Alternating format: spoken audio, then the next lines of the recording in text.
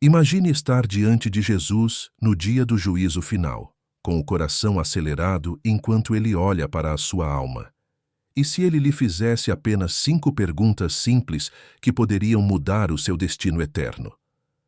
Você está pronto para responder?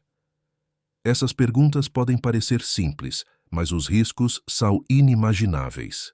Cada uma delas pode revelar a verdadeira profundidade da sua fé e compromisso. Então, quais são essas perguntas e como você responderá? Fique ligado enquanto descobrimos o profundo impacto dessas perguntas e lembre-se, cada resposta importa. Se você sente a presença de Jesus em sua vida, conte-nos nos comentários de onde você é ou como ele realizou milagres em sua vida. Não se esqueça de se inscrever para mais conteúdo inspirador. Que Jesus o abençoe hoje e sempre. Reconhecimento. Diante dos homens desvenda as profundas implicações da disposição de alguém em reivindicar Jesus abertamente diante dos outros, em sintonia com os versículos de Mateus 10, 22 a 33. Ela ilumina a força interior necessária para sustentar e verbalizar a própria fé, particularmente quando confrontada com oposição, ceticismo ou ridículo absoluto. Esse reconhecimento exterior não é meramente um ato de expressão pessoal ou pública, é um espelho que reflete a profundidade da convicção interna e do relacionamento com Cristo. O próprio Jesus articulou uma promessa poderosa e uma advertência severa nesses versículos. Ele assegura que todo aquele que o confessar diante dos homens será reconhecido diante de seu Pai no céu. No entanto, há uma severa advertência para aqueles que escolhem o silêncio em vez da solidariedade, que priorizam a aprovação humana em detrimento da verdade divina. A negação de Jesus diante dos outros equivale a uma dissonância espiritual que reflete uma lealdade fragmentada, que falha em manifestar o amor e a lealdade que o discipulado exige. A jornada de Pedro oferece uma ilustração pungente da luta entre o medo e a fé, a lealdade e a negação. Diante do risco pessoal, sua fragilidade humana o levou a negar seu Senhor 3 vezes. No entanto, a história de Pedro não culmina em negação, mas em redenção. Seu arrependimento e subsequente transformação nos ensinam que reconhecer Jesus abertamente não se trata de perfeição, mas de perseverança. Assim como Pedro, os crentes são convidados a superar momentos de fraqueza, abraçando a graça contínua e o testemunho ousado. No mundo de hoje, onde a fé pode ser eclipsada por correntes culturais ou expectativas sociais, proclamar a fé em Jesus exige coragem semelhante a um ato de resistência. Envolve reivindicar uma posição contra mares que muitas vezes visam abafar verdades eternas. O reconhecimento se torna um ato de desafio às pressões que incentivam a conformidade em detrimento da convicção. Exige a determinação de permanecer firme na verdade, independentemente do custo. Reconhecer Jesus não se restringe a declarações verbais, mas está ancorado em como vivemos nossas vidas. Uma vida que espelha a Cristo é, em si mesma, um testemunho de sua realidade e valor. Quando os crentes vivem sua fé com autenticidade, integridade e compaixão, eles testemunham a influência transformadora de Jesus. Suas ações se tornam uma narrativa convincente que fala mais alto que palavras, atraindo outros para a luz de Cristo por meio de amor evidente e fidelidade inabalável. O reconhecimento diante dos homens, portanto, é tanto um desafio quanto um chamado.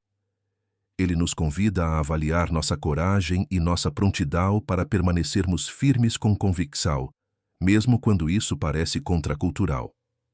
Ele nos convoca a abraçar um testamento público de fé que se alinha com a transformação interna operada por um relacionamento pessoal com Cristo.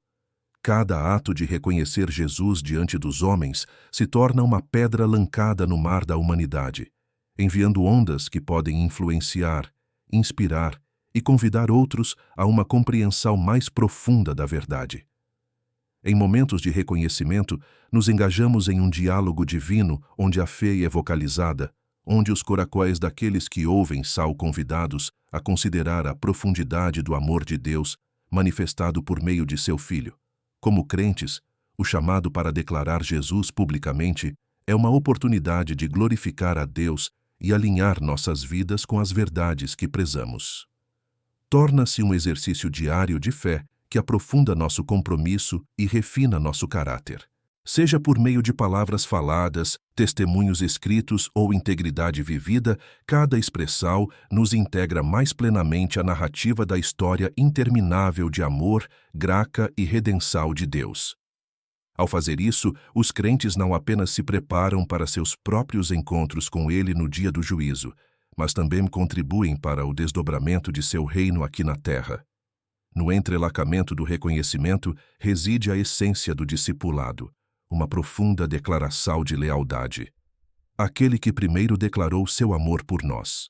Um amor que será examinado mais detalhadamente no próximo capítulo, à medida que exploramos o profundo impacto do amor dado e compartilhado. Esta jornada rumo ao amor nos desafia a refletir sobre como permitimos que o amor divino flua em nossas vidas, afetando outros e ecoando o exemplo sacrificial de Jesus. Na grandiosa tapecaria de nossa jornada espiritual, o amor emerge como o tema central, a essência de nosso chamado como seguidores de Cristo. Ao refletirmos sobre o dia do juízo, uma pergunta paira com profunda gravidade. O que vós se fez com o amor que eu lhe dei? Esta pergunta, formulada na voz de Jesus, nos convida a examinar nossos corações, relacionamentos e ações cotidianas. O amor, segundo Jesus, não é um sentimento passivo, é uma escolha vibrante e ativa, uma entrega consistente à humildade, à paciência e ao altruísmo. O amor é, inegavelmente, a marca distintiva de um verdadeiro discípulo. Sem ele, todas as outras virtudes que afirmamos possuir se tornam vazias. Jesus Cristo enfatizou isso profundamente em João 13:34-35. Um novo mandamento vos dou, que vos ameis uns aos outros. Assim como eu vos amei, também vos deveis amar-vos uns aos outros. Nisto todos conhecerão que sois meus discípulos, se vos amardes uns aos outros. Aqui reside o desafio não simplesmente de amar, mas de amar com a profundidade e amplitude que Jesus amou. Este mandamento exige um discipulado radical, um amor tão transformador que se torna visivelmente evidente para todos. Para verdadeiramente compreender e viver esse amor, precisamos primeiro reconhecê-lo como um dom divino.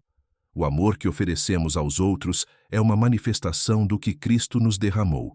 Romanos 5:5 afirma: o amor de Deus foi derramado em nossos corações pelo Espírito Santo, que nos foi dado. Portanto, reter o amor é semelhante a negar a obra e a presença do Espírito Santo em nós. Vamos nos aprofundar em como esse amor deve ser. É uma decisão deliberada de acolher aqueles que nos ferem, uma disposição de perdoar aqueles que nos prejudicam e uma abertura para servir sem esperar nada em troca. Ele nos desafia a cruzar os limites de nossas zonas de conforto, compelindo-nos a ver os outros com os olhos compassivos de Jesus. Exige que amemos não apenas nossos amigos e familiares, mas também nossos inimigos e os socialmente marginalizados. Considere a parábola do bom samaritano em Lucas 10:25-37. Esta história encapsula poderosamente o amor em ação, um amor que transcende barreiras sociais e culturais.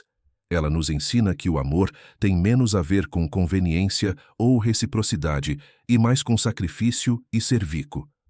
Somos chamados a amar os outros, mesmo quando isso é inconveniente, custoso ou não correspondido, personificando o amor sacrificial de Cristo na cruz. Uma reflexão pungente surge. Quantas vezes escolhemos a indiferença em vez da compaixão? Quantas vezes, irrefletidamente, negamos o amor devido a queixas pessoais ou preconceitos sociais? Ser mesquinho no amor é semelhante a rejeitar o próprio Cristo. Como Mateus 25:45 nos adverte: em verdade vos digo que tudo o que deixastes de fazer a um destes meus pequeninos, a mim deixastes de fazer. Negligenciar a demonstração do amor de Cristo é um grave desserviço ao seu mandamento e põe em risco o nosso testemunho como seus seguidores. Em termos práticos, o amor se manifesta em gestos e decisões cotidianas.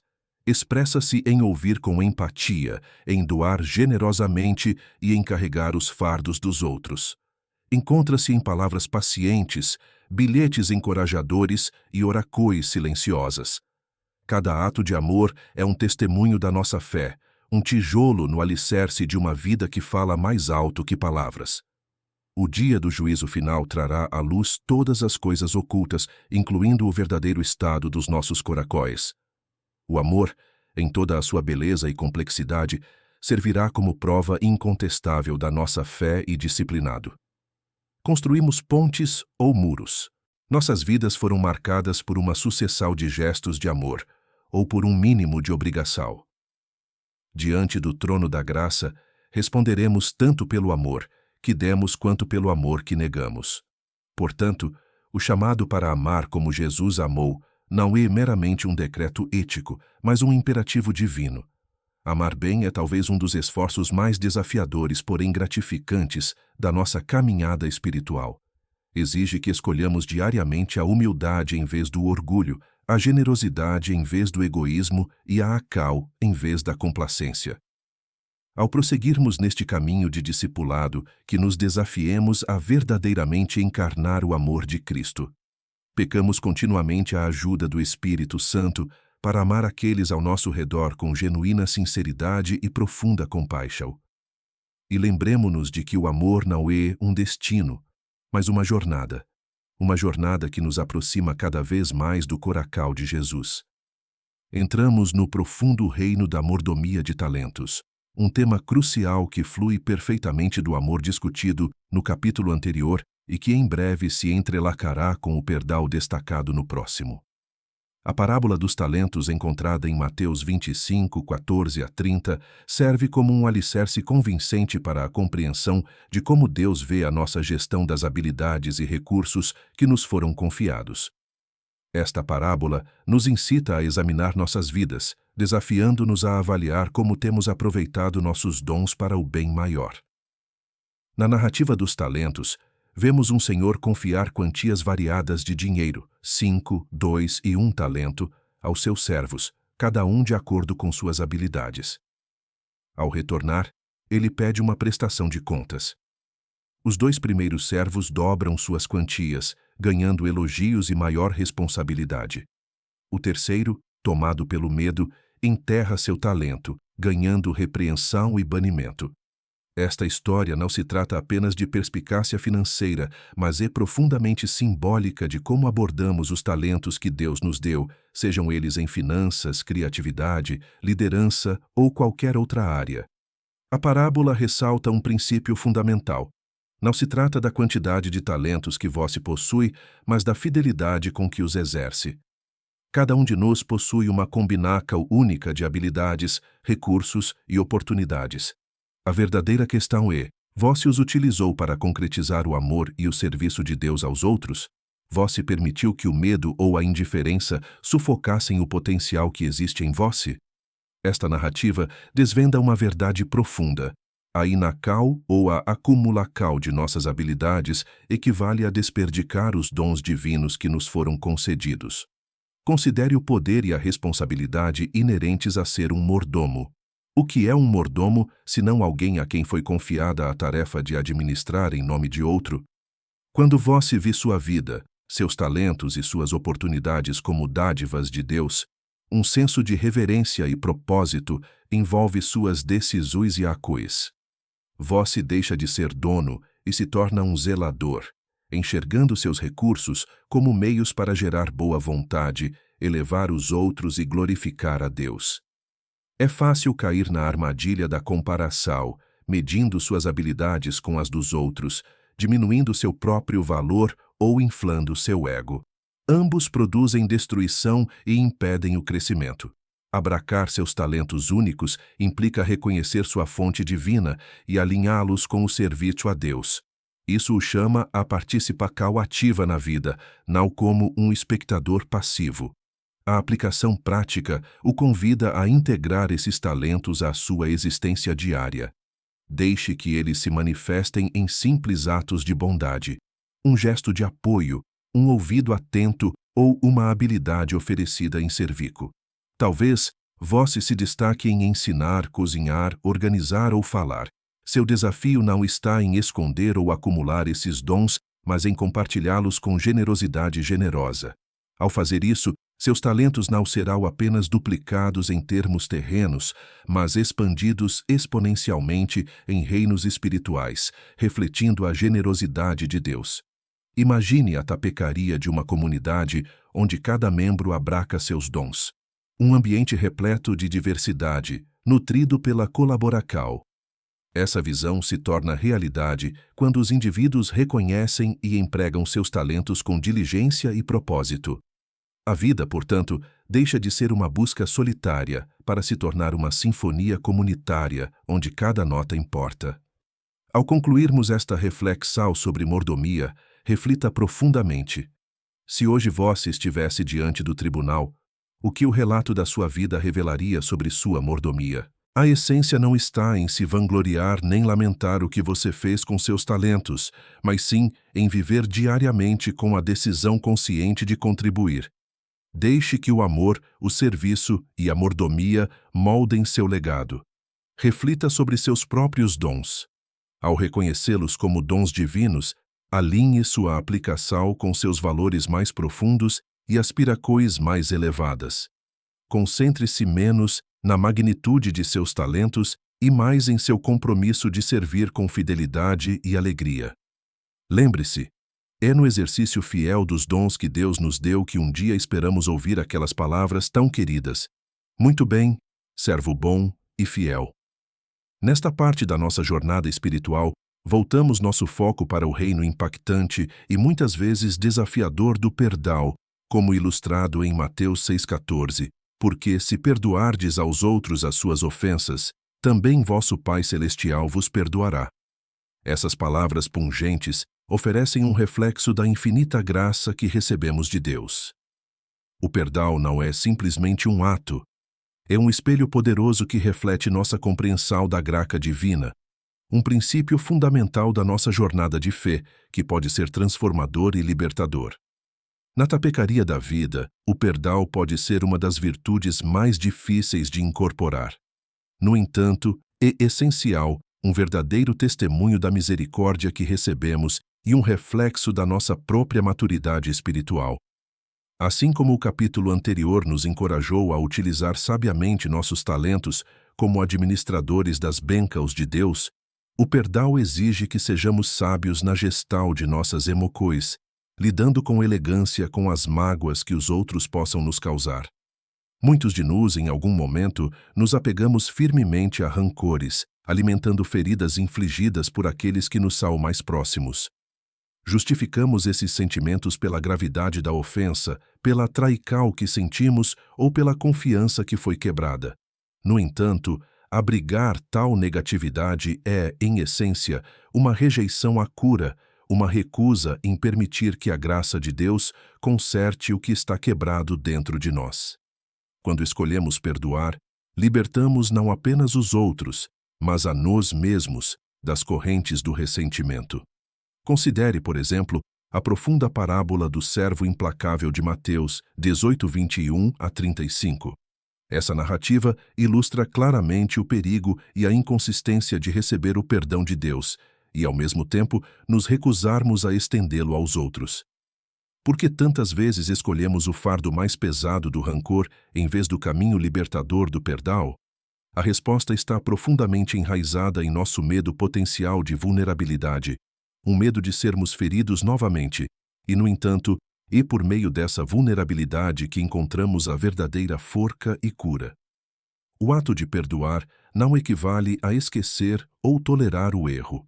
Em vez disso, é uma decisão consciente de liberar a amargura, o domínio que o passado pode ter sobre o nosso presente.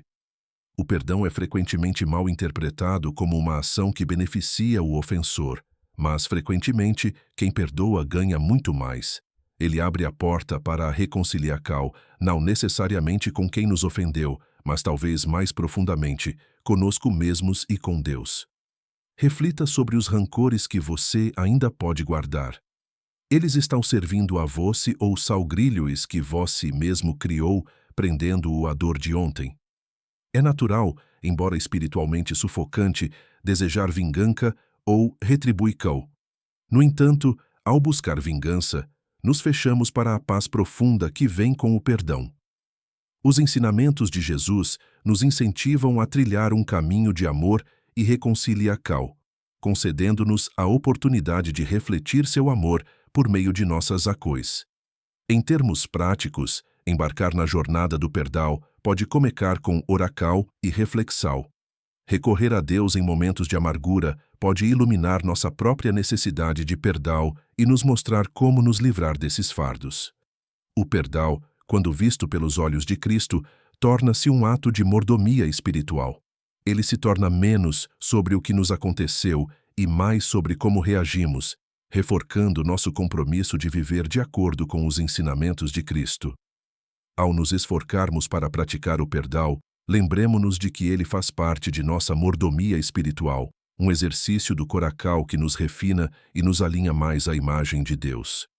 Não é meramente um sentimento, mas uma decisão consciente, um ato de amor e humildade que reflete nossa compreensão e aceitação da graça suprema de Deus. Ao renunciarmos ao nosso desejo de vingança, tornamo-nos verdadeiros condutores do amor de Deus, mostrando aos outros a graça que também esperamos receber. À medida que nos aprofundamos na compreensão deste belo conceito, pratiquemos o perdão não como um ato isolado, mas como um compromisso diário de viver livremente, viver com fidelidade e viver em amor. Refletindo profundamente sobre as palavras de Jesus em Mateus 7:22-23. Muitos me dirão naquele dia: Senhor, Senhor, não profetizamos nós em teu nome? E em teu nome não expulsamos demônios? E em teu nome não fizemos muitas maravilhas? E então eu lhes direi abertamente: Nunca vos conheci. Apartai-vos de mim, vós que praticais a iniquidade. Não basta apenas ter ouvido falar de Cristo ou mesmo realizar atos em seu nome. Em vez disso, Cristo deseja um relacionamento genuíno e pessoal com cada um de nós. Um relacionamento que transcende meros atos religiosos e encontra seu lugar na humilde caminhada diária da fé. Esse verdadeiro conhecimento de Cristo nos chama para além da superfície. Não nasce de práticas ou performances rotineiras, mas de um desejo sincero de estar em comunhão com Ele, de coração para coração. Como um amigo que nos conhece intimamente, Cristo conhece nossos pensamentos e intenções mais profundos. Para verdadeiramente conhecer a Cristo, é preciso se envolver com Ele tanto nas alegrias quanto nas lutas da vida, ouvindo sua voz e discernindo sua vontade em meio ao clamor da existência diária. Esse relacionamento é nutrido pela oração, meditação e pelos momentos de silêncio que reservamos para simplesmente estar em sua presença. A discussão do capítulo anterior sobre o perdão serve como uma ponte aqui, refletindo a própria essência do caráter de Cristo. Sua capacidade de perdoar se manifesta por meio de uma profunda compreensão da graça de Deus. Da mesma forma, o conhecimento genuíno de Cristo nos guia em direção a uma vida que reflete seus atributos: amor incondicional, perdão, mordomia e altruísmo. Não se trata da grandeza de nossas ações, mas da autenticidade de nossa devoção. Imagine uma vida vivida não para o aplauso dos homens, mas para a gentil aprovação de Deus. Aqui, o foco muda do exterior para o interior profundo, onde as práticas invisíveis da fé são moldadas e os passos sussurrantes da integridade ecoam. Ao fazer isso, nossas ações se tornam menos voltadas para tentar ganhar o favor divino e mais para celebrar o poder transformador do seu amor em nossas vidas. Essa transformação do coração leva naturalmente ao reconhecimento e à mordomia discutidos nos capítulos anteriores, à medida que um coração alinhado com Cristo é compelido a cuidar de sua criação e a perdoar, assim como fomos perdoados. O desafio diante de nós, então, não reside em adicionar mais tarefas religiosas às nossas listas, mas em nutrir um relacionamento em que nossos corações se alinhem com o de Cristo, buscando sua glória acima de tudo. Essa intimidade requer vulnerabilidade, uma prontidão para sermos plenamente conhecidos por Cristo, com todas as nossas falhas, ao mesmo tempo em que alinhamos nossos desejos com os dele. Exige honestidade, transparência e a renúncia ao orgulho. As máscaras superficiais que frequentemente usamos, retratando a bondade, devem ser substituídas por uma busca genuína pela justiça, nascida da comunhão sustentada com Ele. O conhecimento que Cristo tem de nós, uma compreensão profunda e insondável, serviu como catalisador para sua obra redentora na cruz. Ele conhece as profundezas ocultas de cada alma, as rachaduras e os cantos que escondemos dos outros, mas ainda assim nos ama profundamente. Em resposta, um verdadeiro conhecimento de Cristo promove uma vida de humildade e fé, refletindo sua abnegação e nos impulsionando a viver seus ensinamentos de maneiras tangíveis. Esse verdadeiro conhecimento leva à transformação, uma mudança real e palpável que encontra suas raízes no coração, mas frutifica exteriormente. A vida guiada pelo verdadeiro conhecimento de Cristo naturalmente se torna um testemunho de seu amor, onde as ações, embora importantes, tornam-se secundárias à condição subjacente do coração que as impulsiona. Ao percorrermos este exame de nossa fé, não percamos de vista esta verdade profunda e muitas vezes desafiadora. Ainda há tempo e graça para alinharmos nossas vidas mais plenamente com seus ensinamentos. Um relacionamento mais próximo e autêntico com Cristo não se encontra sujeito a meros atos, mas floresce através do ciclo contínuo de aprendizado, crescimento e compartilhamento de seu amor. Este chamado é urgente e belo, um chamado para águas mais profundas, onde a fé se amplia e o amor se torna mais abrangente. No contexto do juízo final, chegamos à reflexão final, não a de marcar uma lista de realizações religiosas, mas a de avaliar a profundidade da nossa intimidade com Cristo. Nossa jornada permanece um testemunho contínuo do seu amor em nós. Um amor que devemos estender àqueles ao nosso redor, espelhando o seu perdão e misericórdia. Isso evoca a introspecção. Será que o conhecemos verdadeiramente ou apenas o conhecemos de fachada? Cada dia se apresenta como uma nova tela para nos aproximarmos, para nos alinharmos mais verdadeiramente com a sua vontade, preparando-nos não apenas para o juízo final, mas para uma vida de riqueza e propósito, encontrados somente em conhecê-lo verdadeiramente.